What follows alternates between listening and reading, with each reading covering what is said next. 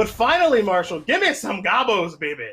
There we go. We got what we wanted. No more of these devils. It's all about the goblins for us here today, and we're going to kick things off with a little goblin action here in the hands of Chris Kvartek. Now, on the other side of the battlefield, that's my kind of deck right there. Sultai mid-range. This is what I picked to win the tournament. You and I didn't feel super confident, but I do like the deck a lot. We could not be more dissimilar in this regard. It is no, true. Thank you. I'm not... Growth Spiral? Me? I don't think so. War Chief? Oh, yeah. Yes, please. All I really want to do is cast Growth Spiral in my life, you know, get a big Krasis going. In the meantime, though, we see the assertive start here for Chris Kvartek. You know, this Goblins deck doesn't have a lot of really aggressive curve outs. It really is more about hitting Muxus down or that type of thing. But sometimes, hey, you're attacking for 4 on turn 3, and you're beaten down. You are, and that's what we're seeing in this particular game. And you also know, if you're Seth, is you can play Languish. All right, my opponent's got 1 Muxus that I got to worry about right now. Now, it's not on the battlefield yet, but I do have some concerns. And now Krenko's the top card of the deck, so I got to concern myself with that as well. So things are getting a little bit scary here for Manfield, though he can deploy a Nissa this turn if he'd like. I'd be really scared, to be honest. You know, playing this matchup quite a bit from the Sultai side, you can feel pretty good about yourself when you start playing cards like Nissa and, you know, you're Growth Spiraling that same turn and you're doing a lot of things, and it feels really powerful. I'll tell you, the Goblins deck is just more potent than you are. And that says a lot because you have, you know, you can play Hydrate Krasis for a huge amount, but this Goblins deck, and by the way, we see a tricky play here, right, Cedric? The little upkeep activation of the Conspicuous Snoop. You gotta like that. I absolutely love that. And one of the benefits of having that creature on the battlefield. And the Krenko that was on top is now on the battlefield. And again, this is what I like about this spot here for Kvartek. There's a lot of things I like about this. Here's a Growth Spiral. 1, Krenko on the battlefield. Seth, you got to deal with this aspect of what's going on, but also, you know, I have a Muxus and you see the 6th land on top of my deck, so trouble is brewing. Very much so. Yeah, this is Seth Manfield going, well, none of these cards do exactly what I need, but at least I get to see more. So first, offer up trade. Breeding pool for your Krenko? Yeah, you want to do that? Yeah, and of course, be... unlikely. Oh, Chris Kvartek says, sure, we'll trade, no problem. Wow, I did not expect that, I won't lie. Heads up play, though, really interesting there from Kvartek because he gets to take a land off the battlefield here and still potentially be able to cast Muxus next turn. Still, that was a very heads up interesting block there from Kvartek. I did not see that coming. Same. Wowee. Okay, I mean, that wasn't a misclick. Like, that was purposeful, but I am surprised. I mean, both you and I are like, yeah, well, you're not going to, what? All of a sudden, he's just snap blocking. Well, it's game time, folks. Even though Seth is representing, you know, an Ether Gust or something else, whatever, it's party time for Muxus, I have to imagine. Yeah, and it's game 1. I mean, just getting the Muxus onto the battlefield is the name of the game here. Seth is just going to have to sit here and take his medicine, and that medicine might be death. Mm-hmm. That absolutely can happen here from a Muxus. It also could be Goblin Matron your move.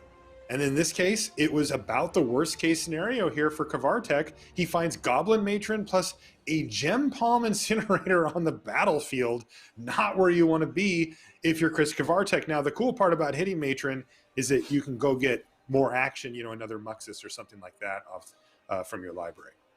All right, so now what do we get? You mentioned a Muxus. We could go get a Chieftain or a War Chief. He better not search for a Krenko, I'll tell you that much. Otherwise, that's gonna be real awkward. All right, we're gonna get a Chieftain. We can get this on the battlefield. Yes, you can sack the Incinerator, the Matron, and either the Snoop or the Prospector to get it down. And did you notice the top card of Kvartek's deck, Marshall? I did. It's a Dragon Skull Summit. Oh no! Wait. Oh. Why did I think I saw a Krenko? Because he searched. Because he searched. Oh, okay. Yeah. I was like, what just happened? Yep. So now he can attack with a 7/7 Muxus Muxus, but Seth says, no problem. I'll trade off my Krasis or my Triumph for it. Your choice. I get to keep Nissa on the battlefield. This was huge, but this is definitely not over yet because Seth Manfield still hasn't found a way to slam the door on this game, and Kvartek is lined up for another spin with Muxus next turn. Well, maybe. Maybe another spin with old Muxus. Well, he's not going to die, right? Oh, there could be a counterspell or a Thoughtseize coming for Seth Manfield. Okay, a Thoughtseize would do it, but yeah. Most of these decks, although I am going to double check now, don't even have counterspells in the main deck. Oh, Seth is packing Gusts. He's got access to an Essence Scatter, Disdainful Stroke. So, yeah, Seth wasn't messing around. Most have none. He has 5. Yeah, like that draw right there. Like that draw right there. Oh, yeah. Look at that. Essence Scatter. Cedric with this sick read there. Knows the top of the library. I'm from the future. Unbelievable. Now, even though I'm from the future, you think I'd be doing better for myself, but this is fine. You've decided to use your innate gift to predict plays while we're on feature matches rather than, say, stock markets or something. Win the lottery, Powerball, whatever. Yeah. Well, we'll figure it out one day. Honestly, though, in my mind, that's kind of game. Right? Finding that Essence Scatter when you know that Kvartek's drawing a land and that the worst case scenario in hand is that he's got another Muxus. Now Seth gets to have a few turns to start deploying these big threats with Nissa, and it's going to be extremely difficult to get out of this mess if you're Kvartek. For me, and I'm not trying to be too harsh when I say this about Chris, but I'm just really curious about that Krenko block earlier. I would just love to know the thought process. You know, just and again, it wasn't a misclick, so there was a reason. He doesn't make his plays on accident. He's a fantastic player. But it took you and I by surprise in a very, very real way. Oh, I almost fell out of my chair. Yeah, I couldn't believe it. I could see the logic being something along the lines of like, I get to take you off of some mana right now, which could mitigate the turn that you have going at the moment, and then. The thinking being, well, as long as I can put a Muxus on the battlefield, that's what I'm here to do, and I'll get to do that. This will increase my chances of doing that. That said, precarious. I was definitely surprised. Yeah. And that timely. Hey, we got an answer. Do you want to know the answer, Seth? Tell me. Okay, so Kvartek says he missed a land off of his growth spiral, so I was trying to keep Seth off of the necessary blue to play and get back Uro. So that's what was going on there. Okay. Very costly block, of course. It appears to be. Because, the reason why we're so surprised, of course, is that Muxus aside, as game 1 goes to Seth Manfield, Krenko can win a game on its own. That card, you untap, you play another couple of goblins, and you start activating Krenko. It is very difficult to deal with. You got to have Extinction Event or something like that once it gets rolling, or it just completely takes over. Yeah, I guess the thing I like too is just it forces your opponent to play the Krenko sub game, and then the Muxus sub game, right? That's right. It's like, okay, I got this battlefield. I don't have to put anything else on here, and you also know I have a Muxus coming. So you know what? Much like I'm sure Chris at this point, he's down a game, but if I'm him in this fight, it's okay. You know what? Maybe one, got to focus on the one in front of me right now, because if I win this match, as you mentioned, Marshall, I may be making top 8 here. Right. This match ended up having huge implications for that, because going in, we didn't really think that it was going to, but all of a sudden, these players are playing for a potential top 8. Yeah. So you just move, you move right along, because I'll tell you this much: he's made a lot of right plays. He's 9-4 and playing for top 8. So that's right. He's done way more right than he's potentially done wrong. Well, I'll tell you what. So two things. One, Kvartek is an excellent player, and you can see that. Kvartek actually put in the chat, it was probably wrong, right? Because this is how really great players approach these things. Look, it's a give and a take. It's not a black and white situation. It's one of those things where I made my play for a reason, but it's really hard to figure out, in the end, if that reason is correct or not. And, it's really, of course, important to be able to say it might not have been. There's a good chance it wasn't. Game number 2 upcoming. Yeah, how's the hand looking for Kvartek? Is this the one? Yeah, Kvartek's hand is fine, but I'm looking at Seth's hand. I'm seeing what I consider to be a pretty good hand now. Again, any hand that's built around Muxus, assuming Seth doesn't have a counterspell, life is pretty good because we know that the RNGG could be happening at any moment. And Kvartek does immediately start things off with the Snoop, which is something that Seth actually has to care about. That's right. In this case, it's a Dragon Skull Summit, but of course, next turn when it really matters, because Kvartek will actually have mana available to cast something, and we'll see what's the next card down. You see Cry of the Carnarium now in hand for Seth Manfield. He also has a Languish.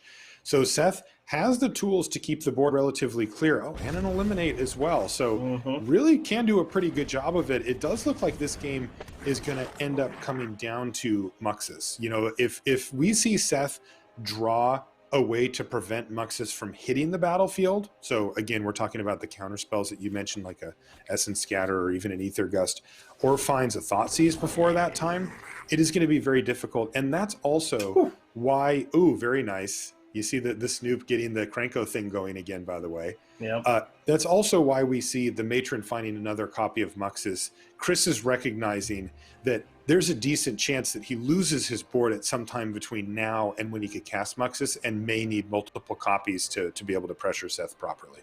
Yep, totally agree with that. And a lucky little top deck there with regards to Krenko being on top, because this is enough pressure now that I think Seth has to cry. Yeah. Agreed, especially we're going to see that same play that Chris did in game one, upkeep, activate my Snoop as well, then draw the Krenko, and there goes the Cry. Yeah. So now I'm curious what the play this turn, because we could go double Wily Goblin, or we could just go to Krenko. It looks like, okay, so we're going to go to double Wily, which is going to generate 2 treasures, which means that, okay, my plan is to play Muxus next turn, and let's go from there. It's a great line here, right? This is a cool play from Kvartek, because imagine if he just played Krenko and it gets killed. It's just such a disaster, where here it kind of doesn't matter what Seth does on Seth's turn. Like, yeah, wipe my board, whatever. I don't care about these Wily Goblins. And it guarantees that you'll at least get to put Muxus on the stack, you know, from your perspective. Yep, totally agree. And frankly, that looks really good here. Like, look at the board. Look at the hand here for Seth. This Muxus could win the game right now. Ram Jam. Don't even. I wouldn't even think about counterspell. You better. Whoa! Yeah, that'll work. Now let's take a look. 2 hasters or not? We got 1 haster. Okay. That's right.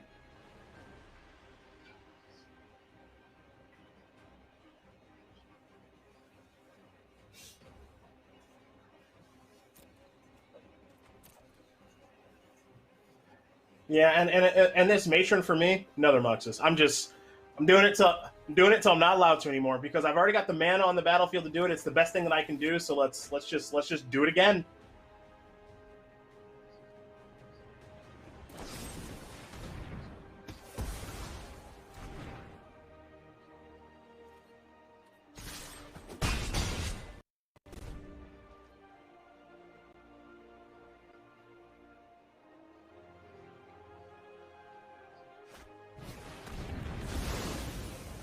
Yep.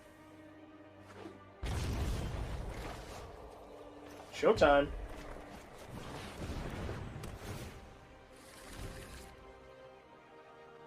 Oh. Oh. Did he?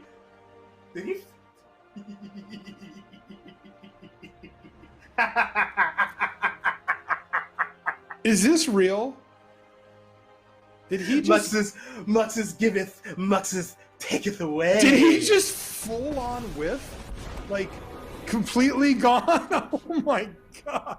I can't believe that. Well, that is nice. Oh, wow. That is completely incredible. What a terrible piece of luck there for Kvartek. He just as easily could have won the game that turn. Instead, it's Muxus all by his lonesome. Yo, game ain't over. How about Muxus number 3? Wow. All right. So what's going to happen now? Don't you just jam another Muxus here? I mean, I always want to jam Muxus. Seriously? Marshall, you know me. It's one way. Yes. I'm on the one-way highway. Jam, jam, jam, jam, jam. Same. Doesn't mean I'm right, but jam, jam, jam, jam, jam. I mean, this play, for what it's worth, Chieftain plus Krenko, it's like totally fine and good. I'm not gonna act like it's bad. Yeah, that was big. This allows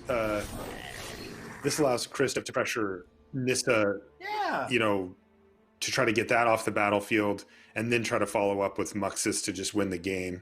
Absolutely. You got a Muxus in the holster, and now again, it's sub-game time, right? So you got to beat what's on the battlefield. And then if you're able to beat what's on the battlefield, I got Muxus number 3. Yeah, I like this. This is good. I would just send everything but the Chieftain at the Nissa, right? Just get that thing done. What did I... Marshall. What? Jam, baby. Really? You would go face here? Face is the place. So the lands got to block the Muxus, right? Right. And then I'm going all of it facial. No, I like this line because you're going to have lethal next turn outside of a sweeper, right? Like Probably? between Muxus and the stuff you already have. So if we send everything at the face, right? If we send everything upstairs, you got to block Muxus. Yes. And then the chief, you're getting in 2, 4, 6, 8. 8. I mean, it's obviously dangerous to let the Nissa live. I'm not gonna act like it's not, but I don't know. By the way, chat's with you. They're saying face is the place. I'm just always. I mean, I also can see Seth's hand. It's not really fair. True. Yeah, I like this line here from Kvartek because he has lethal on board now. So that forces Seth to respond. And if Seth can, then he still just gets to go Muxus, which will give him another good chance of winning the game. Because, like in this scenario, for example, the Cry of the Carnarium does sweep away most of the board, but it does leave Krenko and Muxus, the 2 most important cards, back. All right, here comes Nissa. Okay. Chat's just faces the place. People are like, well, killing Nissa does take away a lot. And it's just like interrupted by faces the place. Yeah. Look, everything you're saying makes sense. But you know who's 9-4? Not Nissa. Seth Manfield. Faces the place. That's right. All right, both of these 2 lands are going to hit the red zone here. This is a key component as well. When it does come to this stage of the game, if Seth can manage to stay alive for long enough, he does need to apply some pressure to Chris's life total to make sure to shut the door before Chris finds any number of ways to find that last Muxus in deck. So if you're Seth, you can cry with the Swamp plus the Triome, and then you have a Breeding Pool back on D. Yep. Or you could just leave Eliminate up, but that doesn't seem great. No, it doesn't. It is awkward because it would leave the creatures that are on the battlefield still able to attack next turn, even if you do take out the hasty, the Chieftain. If you play the Cry of the Carnarium, it kills the Chieftain and the 2 tokens, but leaves Krenko and Muxus.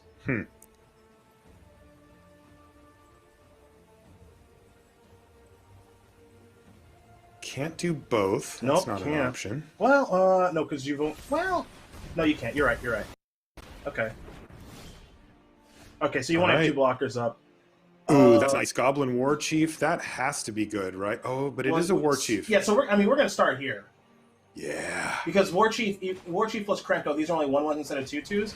Now, I think you can War Chief plus Muxus. Yeah, you can War do Chief both. Plus Muxus, yep. Yeah, 2 treasure tokens sitting over there. So Muxus is going to come down, and this has to be enough for Kvartek to win. It just has to be. I mean, you can't whiff again. It's not how this game works. Well, you can't whiff again, Chris. Okay. Okay. They both have haste, so you can just keep one. There we go. That's the business. That's how it's done. That's how you do it. Are you going to attack Nissa now?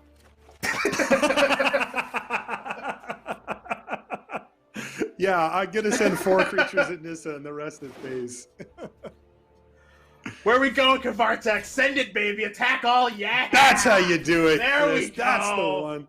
Third time's a charm for Chris Kvartek. Gets 3 copies of Muxus down. One of them just whipped all together, but this one certainly did not. The old minus 42 life total there for Seth Manfield as Chris Kvartek evens things up and forces a Game 3 decider. This match could very well have top 8 implications, and we get to see a Game 3 here between these 2 players. Goodness sakes. I love it. I love Muxus so much. And I love Chris Kvartek. I do. I freaked out so hard, Cedric, my microphone cut out. I'm not kidding. It really did.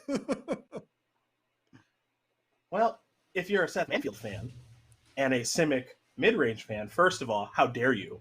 But second of all, he's on the play in Game 3, and his deck is optimized to beat goblins.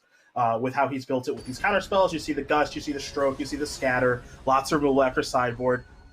I don't know if this matchup is favorable for him, but he obviously built his deck alongside Brad Nelson and others with this matchup in mind. So on the play for Game 3, that's all you can really ask for, and we'll see how it goes.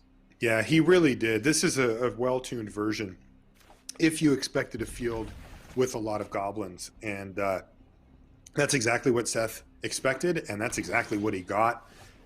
About a third of the field here registered either mono red goblins or the Rakdos version, which is really the same deck in many ways.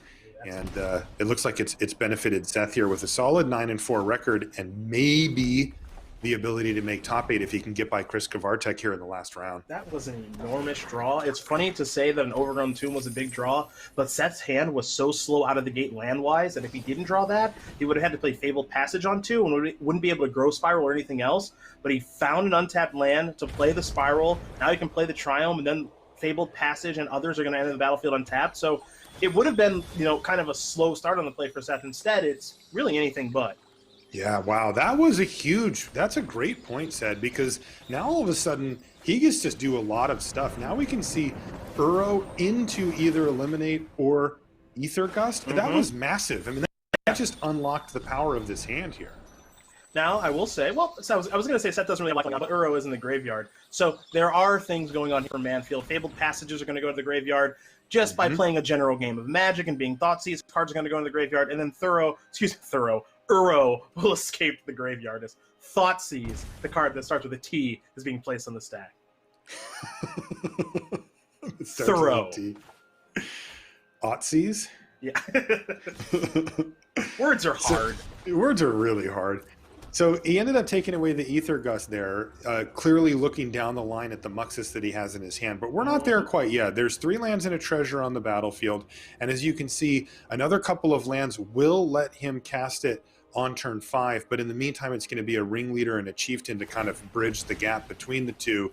But this is going to give Seth Manfield some time here. And, to me, this is a hand that's vulnerable to the Eliminate that Seth has. This is a hand that's vulnerable to a Thoughtseize that he finds or another counter spell. This is precarious here for Kvartek. It's a pretty slow draw, all told. It is a slow draw, and you're seeing an Eliminate there on that Wily Goblin, and that might be like, well, why are you doing that? Well, I want to escape Uro, and also, I don't want to get backdoored by you drawing Phyrexian Tower, towering out your Wily Goblin for 2 black, sack the treasure in the lands, and all of a sudden Uro's being cast. So, yeah, Eliminate on Wily Goblin, it isn't pretty, but it makes a lot of sense.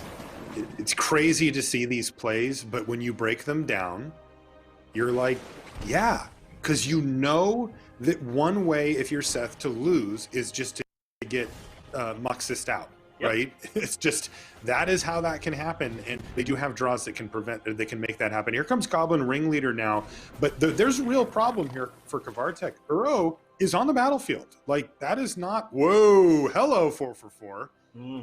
But yeah, this is a tough situation now because Kvartek, while he does have a full hand, is going to be at the mercy of Uro in an attack here soon. Look at this, discarding spells to hand size. You got to love it for Chris Kvartek.